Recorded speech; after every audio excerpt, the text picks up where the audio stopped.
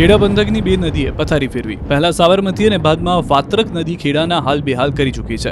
વાત્રક નદીના ખુખાર પાણી કઈ રીતે હજારો વીઘા ખેતરોમાં ફરી રહ્યા છે તેની આકાશી નજારો આ જુઓ.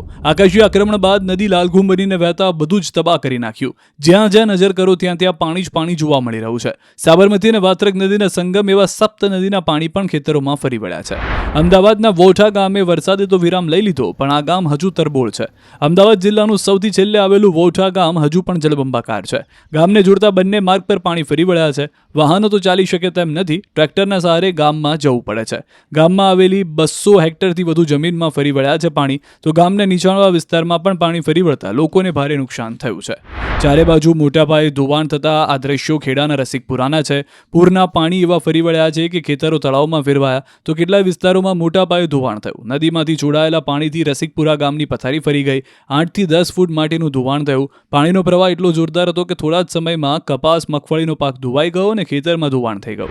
આ તરફ ધોળકા અમદાવાદ હાઈવે પર આવેલા પંચમુખી હનુમાનજી મંદિર પાસે પણ મોટી માત્રામાં ધોવાણ થયું. હાઈવેની બાજુમાં 8 થી 9 ફૂટ થયું ધોવાણ. કેબિન ખાડામાં ગરકાવ થઈ તો ઝાડ પણ પડ્યું.